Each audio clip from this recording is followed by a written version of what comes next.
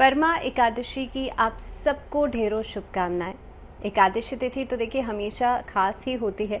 भगवान विष्णु के लिए इस दिन व्रत रखा जाता है, पूजन किया जाता है। लेकिन जब कोई एकादशी तिथि 3 साल में एक बार आती है तो वो और भी ज़्यादा खास हो जाती है। बहुत स्वागत है आप सभी का। मैं हूं आपके साथ भावना शर्मा। हमारी मुलाकात हमेशा होती है, हम अलग अलग टॉपिक्स के ऊपर बात करते हैं। आज का ये जो वीडियो रहेगा ये रहेगा एकादशी तिथि के ऊपर। और अधिक मास या पुरुषोत्तम मास या मल मास में जब कोई एकादशी पड़ती है तो वो 3 साल में एक बार आती है। देखिए पूरे साल भर में 24 एकादशियाँ होती हैं, एक महीने में 2 एकादशी। और जब अधिक मास आता है तो ये बढ़ कर के, क्योंकि एक महीना बढ़ गया है तो ये बढ़ कर के 26 हो जाती है। अब अधिक मास में जो एकादशी तिथि होती है उसे परमा एकादशी कहा जाता है। इससे पहले पद्मिनी एकादशी पड़ी थी और अब जो है परमा एकादशी है। अब ये शुक्ल पक्ष की एकादशी है तो इसलिए और भी ज़्यादा खास है। इस पर क्या विधि विधान होना चाहिए, किस तरह से आपको पूजा करनी चाहिए और इस दिन का खास महत्व क्या है, इन सभी चीज़ों के बारे में मैं आपसे इस वीडियो में बात करने वाली हूँ।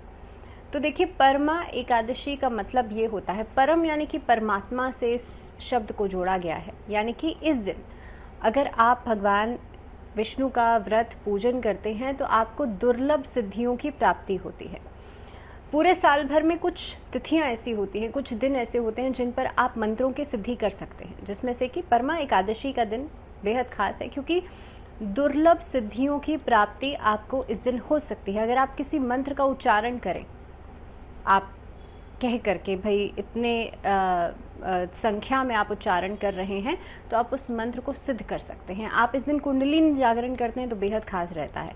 तो कहीं ना कहीं पे आप देखेंगे कि ये दिन अपने आप में, ये तिथि अपने आप में बेहद खास है। अब क्योंकि अधिक मास चल रहा है और साथ ही में इस समय पर ये जो चातुर्मास है वो भी चल रहा है। 4 महीने के लिए भगवान विष्णु योग निद्रा में है, क्षीर सागर में। अब इस दिन किस तरह से पूजा विधि विधान से आपको करनी चाहिए इसके बारे में बात करूंगी। लेकिन उससे पहले 12 अगस्त को एकादशी जो है वो लग जाएगी। 12 अगस्त को एकादशी तिथि रहेगी उदय तिथि के हिसाब से और 11 अगस्त को दशमी तिथि की शुरुआत हो जाएगी। तो देखिए यहाँ पर जब भी एकादशी तिथि का व्रत करते हैं, ये खासतौर पे उन लोगों के लिए जो कि व्रत करते हैं, दशमी तिथि को व्रत शुरू हो जाता है संध्या काल से। उसके बाद आपको एकादशी तिथि का पूरा दिन आपको निराहार रहना है। निराहार का मतलब है अगर आप फ्रूट्स या फलाहार का सेवन करना चाहें तो आप बिल्कुल कर सकते हैं। जो लोग निर्जल व्रत रख सकते हैं उनके लिए बहुत अच्छा है। लेकिन अगर आप निर्जल व्रत नहीं रख सकते हैं तो आप पानी पी करके भी व्रत रख सकते हैं। ऐसा कोई बाउंडेशन नहीं है, जितना आपकी हेल्थ अलाउ करती है आप उतना कीजिए। भगवान आपसे नहीं कहते हैं कि आप व्रत रखिए, लेकिन हाँ अगर आप भक्ति में हैं, अगर आप कहीं ना कहीं पे आप चाहते हैं कि आपका बॉडी का भी प्योरिफिकेशन हो तो इसीलिए आपको व्रत ज़रूर करना चाहिए। क्योंकि व्रत के समय पर आप खुद को रिस्ट्रिक्ट करते हैं। व्रत के समय पर आप एक साधना में भी होते हैं। वो आपकी मन की साधना के साथ साथ शरीर की साधना भी हो जाती है। तो इसीलिए व्रत करने के अपने अलग फ़ायदे हैं, उसके ऊपर हम फिर किसी दिन बात करेंगे किसी और वीडियो में। लेकिन क्योंकि एकादशी का दिन जो है वो दशमी तिथि से व्रत की शुरुआत हो जाती है। दशमी तिथि से लेकर के एकादशी का पूरा दिन और फिर द्वादशी के दिन सुबह उठ करके आप ब्राह्मण को भोजन करा करके या आप किसी मंदिर में जा कर के आप अन्न का दान करें, उसके बाद आप अन्न ग्रहण करेंगे। तो एकादशी का जो व्रत होता है वो थोड़ा सा मुश्किल होता है, लेकिन अगर आप भक्ति में हैं तो मुश्किल कुछ भी नहीं है। आपको शक्ति जो है वो ईश्वर देता है। तो सबसे बड़ी बात यह है कि अब बहुत सारी बातें हैं इस व्रत से जुड़ी हुई, उसके बारे में भी हम बात करेंगे कि इस दिन चावल क्यों नहीं खाना चाहिए, अन्न क्यों नहीं खाना चाहिए, इसके बारे में भी बात करेंगे। लेकिन इस एकादशी के व्रत रखने से होता क्या है, तो देखिए परमा एकादशी का जो व्रत होता है वो सबसे पहले तो धन और ऐश्वर्य की प्राप्ति आपको कराता है। अगर आप इस व्रत को करते हैं, इस दिन आप घर में पूजन करते हैं भगवान विष्णु का, तो आपके घर में धन भी आएगा, ऐश्वर्य भी आएगा, आपको मान सम्मान की प्राप्ति होगी, आपके घर में से दुर्भाग्य चला जाएगा और घर में परिवार के अंदर सुख शांति होगी, सुख समृद्धि होगी। यही सब तो हम चाहते हैं। तो इसीलिए भगवान विष्णु का व्रत व पूजन इस दिन ज़रूर किया जाना चाहिए। अब दूसरी बात यह है कि इस दिन विधि क्या होनी चाहिए। तो देखिए विधि जो है, सुबह उठ करके इस दिन आपको पीले रंग के वस्त्र आप ज़रूर धारण करें।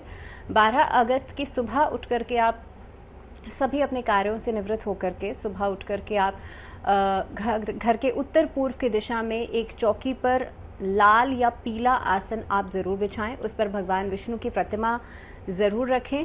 उसके बाद आप कोशिश करें भगवान विष्णु को, क्योंकि पीताम्बरी कहा जाता है, पीले रंग के वस्त्र भगवान विष्णु को भी अर्पित करें और कोशिश करें कि आप खुद भी पूजा के समय पर पीले वस्त्र ही धारण करें। दूसरी बात यह है कि पीले वस्त्र धारण करने का एक और यहाँ पर लॉजिक ये है कि देखिए पीला रंग बहुत शुभता का प्रतीक है। आप देखेंगे कोई भी शुभ संस्कार में हम हल्दी का प्रयोग करते हैं, तो पीला रंग हिंदू धर्म में शुभता का प्रतीक माना जाता है। दूसरी चीज़ कि पीला रंग जब आप पहनते हैं तो आपका बृहस्पति स्ट्रांग होता है। आपका बृहस्पति, आप जानते हैं हर एक ग्रह जो है वो हर एक रंग से जुड़ाव है उसका, तो बृहस्पति मजबूत होता है। अगर किसी की शादी में विलंब हो रहा है तो इस दिन भगवान विष्णु और माँ लक्ष्मी का पूजन साथ में करें पीले रंग के वस्त्र धारण करके, तो आपकी शादी में जो भी अड़चनें आ रही हैं वो खत्म हो जाएंगी। तो ये आपको ज़रूर करना चाहिए। इसके बाद आपने भगवान विष्णु की प्रतिमा स्थापित करी है, उसके बाद आप उनको पीले रंग के वस्त्र अर्पित कीजिएगा, हल्दी की गांठ अर्पित कीजिएगा और एकादशी तिथि का जो महात्म्य है वो पढ़िएगा। हर एकादशी की अपनी एक कथा होती है, अपना एक महात्म्य होता है, तो एकादशी तिथि का महात्म्य और उसकी कथा ज़रूर पढ़िएगा परमा एकादशी के दिन की। तो आपने सबसे पहले एक लाल आसन बिछाया, वहाँ पर भगवान विष्णु की प्रतिमा को स्थापित किया, उन्हें पीले रंग के वस्त्र अर्पित किए और उसके बाद आपको षोडोपचार से भगवान विष्णु का पूजन करना है। उनके सामने गाय के घी का दीपक जलाना है और देखिए षोडोपचार का मतलब होता है 16 तरह की विधि, और इस 16 तरह की विधि में आपको धूप दीप नैवेद्य फल फूल ये सभी चीज़ें उसमें आ जाती हैं। अब एकादशी तिथि के दिन आप क्योंकि खुद आप फलाहारी भोजन कर रहे हैं या आप खुद जो हैं फलाहार का भोजन कर रहे हैं, तो आप इस दिन भगवान विष्णु को या भगवान श्री कृष्ण को आप दूध का भोग ज़रूर लगाएंगे और फलाहार का भोग ज़रूर लगाएंगे।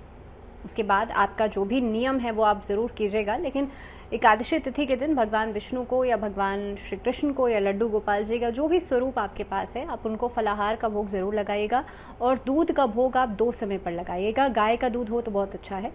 उसके बाद गाय के घी का दीपक जलाइएगा और एकादशी तिथि का जो महात्म्य है वो ज़रूर पढ़िएगा। एकादशी तिथि परमा एकादशी की जो कथा है वो ज़रूर पढ़िएगा और कथा पढ़ने से पहले आप संकल्प ले लीजिएगा। संकल्प लेना मैंने अपनी अलग अलग वीडियोस में बताया है कि आप अपनी अंजलि में जल लीजिए, थोड़े से पुष्प डालिए, थोड़े से अक्षत यानी कि चावल डालिए। चावल आपके हाथ में खंडित नहीं होने चाहिए, वो एक एक दाना साबुत होना चाहिए। तो थोड़े से चावल, थोड़ा से फूल और थोड़ा सा जल लेकर के आप अपना नाम, अपना गोत्र, अपना स्थान जहाँ पर आप रहते हैं और जिस मनोकामना के लिए आप उस संकल्प को ले रहे हैं, या आप नॉर्मल पूजा के लिए भी जब अगर आप एकादशी का व्रत शुरू कर देते हैं तो आपको कॉन्टिन्यूशन में रखना पड़ता है जब तक कि आप उसका उद्यापन नहीं लगा देते। तो अगर आप व्रत रखते हैं तो बहुत अच्छा है। आप अगर शुरू करना चाहते हैं तो आप संकल्प लेकर के शुरू करेंगे, और अगर आप वैसे ही पूजा कर रहे हैं तब भी आप संकल्प ज़रूर लीजिएगा, क्योंकि कोई भी पूजा जो है वो बिना संकल्प के नहीं ली जाती। तो आपके मन में अगर आपकी कोई मनोकामना है वो आप उस समय पर बोल सकते हैं। उसके बाद आप एकादशी का महात्म्य, एकादशी की कथा जो है वो ज़रूर पढ़ेंगे। इसके बाद आप आरती से पूजा का समापन कीजिएगा। जब आप आरती करते हैं तो आप आरती को जब दोनों तरफ घुमाते हैं ना इस तरह से, तो आरती जो है वो आपकी पूरी पूजा को संपन्न कर देती है। इसीलिए आप पूजा के अंत में आरती ज़रूर कीजिएगा पूजा को पूर्ण करने के लिए। इसके बाद आप कोशिश करें कि पूरा दिन आप भक्ति में रहें, पूरा दिन आप भजन कीर्तन ज़रूर करें और इस दिन जितना हो सकता है आप रात का जागरण ज़रूर करें। एकादशी के दिन किया गया जागरण का खास महत्व होता है और अधिक मास की एकादशी का तो जैसे मैंने कहा पहले ही कि बहुत ज़्यादा महत्व है। तो इस दिन हो सके तो कई लोग तो जो वृंदावन धाम है वहाँ जाकर के परिक्रमा लगाते हैं, गोवर्धन धाम में जाकर के परिक्रमा लगाते हैं, रात्रि का जागरण करते हैं वहाँ जाकर के। लेकिन मान लीजिए कि आप नहीं जा पा रहे हैं तो आप घर में बैठ कर के ही भजन कीर्तन ज़रूर कीजिए। जितना समय तक आपसे जग पाते हैं आप उतने समय बैठ कर के आप भजन कीर्तन ज़रूर कीजिए। और देखिए भक्ति की कोई सीमा नहीं होती है, इसीलिए ज़रूरी ये है कि आप जिस तरह से भी आप अपने आप को भगवान को समर्पित कर सकते हैं वो आपको ज़रूर करना चाहिए। और ये तिथियां जो होती हैं वो अपने आप में खास होती हैं। उसके बाद जब अगला दिन आएगा द्वादशी के दिन, तो आपको इस दिन खास तौर पर दान ज़रूर करना चाहिए। आप गौ का दान कर सकते हैं, आप स्वर्ण का दान कर सकते हैं, आप भूमि का दान कर सकते हैं, आप अन्न का दान कर सकते हैं, आप कपड़ों का दान कर सकते हैं। तो ये दान कुछ ऐसे दान बताए गए हैं जो कि बहुत ज़्यादा फल आपको देते हैं। ये कुछ चीज़ों के दान करने से आपको अक्षय फल की प्राप्ति होती है। इसके अलावा आप किसी ब्राह्मण को भोजन ज़रूर कराएं। अगर आप ब्राह्मण को घर नहीं बुला सकते हैं तो किसी मंदिर में जाकर के आप ब्राह्मण का भोजन जो है उन्हें दे दीजिए। उसमें कुछ दक्षिणा, कुछ वस्त्र ज़रूर रखिएगा और उसके बाद आप अपने व्रत को पूर्ण समझिएगा। उसके बाद आप व्रत जो है वो आप खोल सकते हैं। तो ये विधि होती है एकादशी का व्रत करने की। और अगर आप पूजा कर रहे हैं तो भाई आप उस दिन ज़रूर पूजा कीजिएगा और द्वादशी के दिन दान ज़रूर कीजिएगा, जितना आपका सामर्थ्य है। अगर आप सिर्फ अन्न का दान कर सकते हैं, एक पूरी थाली खाना जो है वो आप मंदिर में भिजवा दीजिएगा, इतना ही काफ़ी है। तो आप अगर पूजन भी कर रहे हैं, आप व्रत नहीं भी रख रहे हैं, तो भी ये विधि जो है वो अपनानी ज़रूरी है। और जितना आपका सामर्थ्य है आप उस हिसाब से पूजन कीजिएगा। अब देखिए, जैसे मैंने पहले कहा था कि इस दिन अन्न नहीं खाना चाहिए, या चावल खास तौर पे कहा जाता है कि चावल नहीं खाने चाहिए। आप एकादशी के व्रत को समझिएगा। एकादशी का व्रत पूर्णिमा तिथि से 4 दिन पहले आता है। पूर्णिमा तिथि पर क्योंकि चंद्रमा हमारे पृथ्वी के बहुत करीब आ जाता है तो ग्रेविटेशनल फोर्स ज़्यादा होता है, इसीलिए जल तत्व के अंदर हाई टाइड्स आती हैं, पानी में हाई टाइड्स आती हैं। उसी तरह से क्योंकि हमारा शरीर जो है वो भी 70-72% पानी का बना हुआ है, तो हमारा जो हमारे बॉडी के अंदर का वाटर एलिमेंट है वो भी प्रभावित हो रहा है। अब पानी जो है उसे हम जल तत्व जो है, चंद्रमा जो है उसे हम जल तत्व का कारक भी मानते हैं और चंद्रमा हमारे मन का कारक भी है। यानी कि हमारे शरीर का पानी जो है उसमें अगर वेरिएशन होगी तो हमारे मन में भी वो बदलाव दिखाई देंगे, हमारे मूड स्विंग्स बहुत ज़्यादा होंगे। तो पूर्णिमा तिथि पर ये सभी चीज़ें बहुत ज़्यादा बढ़ जाती हैं। इसीलिए हम 4 दिन पहले एकादशी का व्रत रखते हैं। और भगवान विष्णु जो है उन्हें तो पालनहार कहा जाता है, वो सारी सृष्टि का पालन पोषण करते हैं, तो इसीलिए उनकी पूजा इस दिन बेहद खास रहती है। अब एकादशी तिथि, हमारे शास्त्रों में ऐसा कहा भी गया है कि एकादशी तिथि का जो जन्म हुआ है वो भगवान विष्णु के ही शरीर में से हुआ है। तो इसीलिए जो एकादशी हैं उनकी पूजा का विधान तब से चला आ रहा है। दूसरी बात यह है कि तो पूर्णिमा तिथि वाले दिन क्योंकि बहुत ज़्यादा असर चंद्रमा का हमारे मन पर होता है, मूड स्विंग्स बहुत ज़्यादा होते हैं, इसीलिए उसको नियंत्रित करने के लिए 4 दिन पहले हम एकादशी का व्रत करते हैं। एकादशी के व्रत के दिन कहते हैं आपको चावल नहीं खाने चाहिए। अब देखिए, चावल की जब खेती होती है तो उसमें सबसे ज़्यादा पानी का इस्तेमाल होता है। जब अगर आप चावल खाएंगे तो आपके अंदर वाटर कंटेंट जो है वो बढ़ जाएगा, क्योंकि एकादशी के व्रत में हर कथा में आप देखेंगे लिखा हुआ है कि निराहार और निर्जल आपको रहना है।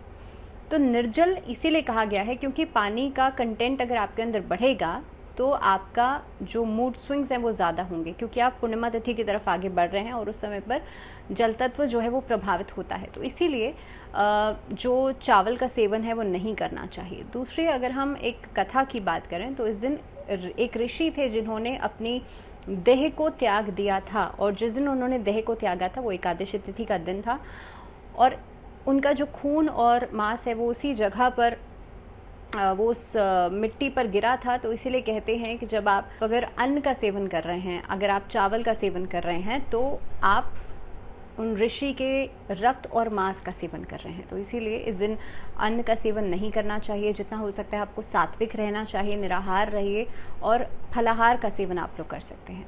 तो एक बार फिर से परमा एकादशी की बहुत सारी शुभकामनाएं आप सबको। मैं आशा करती हूँ कि ये दिन आपके जीवन में बहुत सारी खुशियाँ लेकर के आए, बहुत सारी पॉजिटिविटी लेकर के आए। और अगली वीडियो तक अपना ध्यान रखिए। तब तक के लिए मुझे दीजिए इजाज़त। नमस्कार।